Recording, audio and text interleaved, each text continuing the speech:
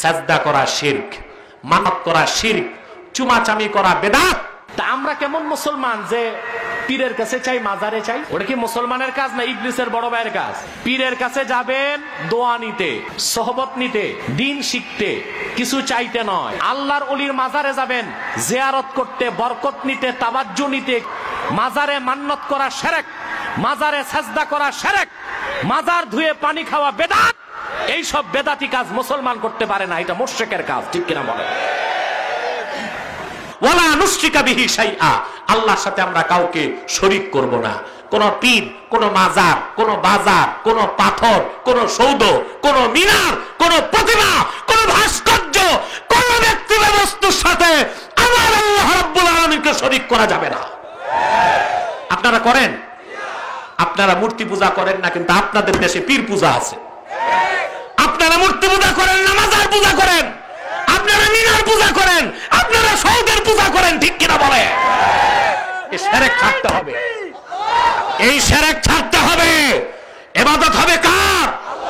সেই ইবাদতে কাউকে শরীক করা যাবে না। মুসলমান নামধারীদেরকে আমি দেখতেছি পীরের ছবি গলায় লটকায় নামাজ পড়ে। আছে আপনাদের দেশে? এটা শিরক কিনা বলেন? ছোট শিরক না শিরকে আকবার? তারপর দেখা যায় মাজারে সাজদা করে, পীরকে সাজদা করে। আপনি আল্লাহর ওলিদের মাজার জিয়ারত করবেন, কোনো সমস্যা নাই। আল্লাহর ওলিদের মাজার জিয়ারতে লাভ আছে। কি আছে?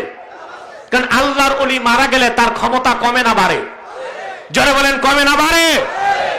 হযরত মোল্লা আলী কারি মিশকাত শরমের কাতে লিখেছেন, ওয়া ইযা তাজাররাদাতিন নুফুসুল কুদসিয়্যাতু মিনাল আলাইক ইত্তাসালাত ইলাল মালাইল আ'লা।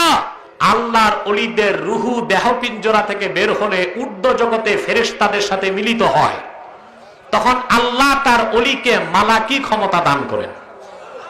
আল্লাহর ওলিদের মাজারে জিয়ারত করতে যাবেন, কিন্তু ওখানে যে মাথা নত করা শিরক, সাজদা করা শিরক, মান্নত করা শিরক, চুমাচামি করা বেদাত, এগুলো করবেন না। সাজদা একমাত্র আল্লাহর জন্য। কোন পীর ফকির, মরা, খাড়া, আম গাছ, জাম গাছ, বট গাছ, মাজার, মিনার, সৌধ, কোন কিছুর সামনে মস্তক নত করা যাবে না। এটা শিরকে আকবার।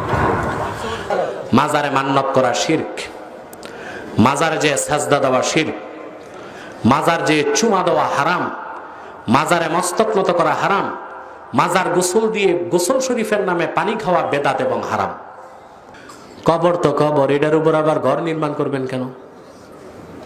দেখুন, আপনি আল্লাহর ওলির মাজারের চারপাশে আপনি ছাদ দিতে পারবেন, মানুষজন বসে তেলাওয়াত করতে পারে, জিয়ারত করতে পারে, কিন্তু মাজারের কবরের উপরে পাকা করা হাদিসে নিষেধ।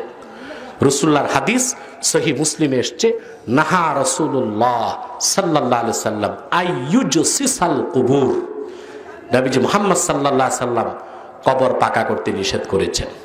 এখন আমরা কি রাসূলুল্লাহর সুন্নত মানবো না অন্য কারো দলিল মানবো? খাঁটি সুন্নত, সুন্নি সর্বাবস্থায় রাসূলুল্লাহর সুন্নত মানবে। অমুক আলেম কি বললো, অমুক জালেম কি বললো, অমুক বক্তা কি বললো, অমুক তক্তা কি বললো, এটি দেওয়ার দরকার নাই।